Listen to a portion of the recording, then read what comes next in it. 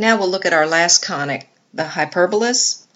The standard form of a hyperbolas, there will be two, because again, we're only looking at those that are centered at the origin. All of the hyperbolas that we're studying are centered at the origin. They can move around on the coordinate plane, but we're keeping it simple. So there are two things that can happen. The hyperbola comes in two pieces, two arcs, and it can intersect with the x-axis. So it's not ever even touching because we're centered here. So it will never touch the y-axis. And what we call this as the transverse axis. So x is the transverse axis. And we have our vertices here. And again, that distance is a. Both ways, from the center to here and here, center to here. So the vertices are the points plus or minus a, 0. This is the point a, 0. This is the point negative a, 0. And that distance is a. Okay, so the form of the equation looks like this. X squared over a squared minus y squared over b squared equals 1. But in this case, we're not interested in how large the numbers are. We're just interested in which one is first.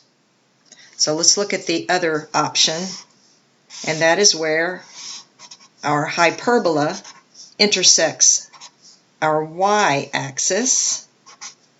Again, centered here. It's symmetrical to that point there on either side. This distance again is a, so that point right there is 0a, that vertex, and this one is 0, negative a.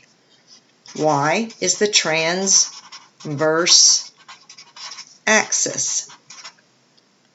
And the vertices then are at 0 plus or minus a.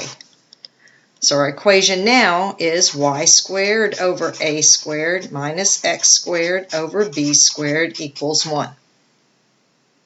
So again, if you're trying to match an equation to a graph, you blow up the graph and you look for this distance of a. And you're trying to determine which one, depending on which variable is first. You should be able to tell which graph is intersecting either the y, if it's intersecting the y-axis or the x-axis. Now, b in this case is not as obvious, and it has to do with a distance. I'm going to see if I can do it with a pencil, but if we draw these tangent lines through the origin like this, we create a little box here that goes down from the corners of that.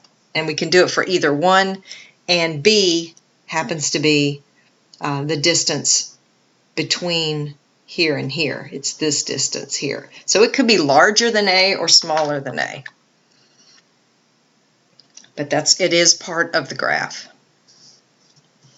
So that concludes our little tutorial here on what you need to know for your conics on your Math 1130 exam for this module.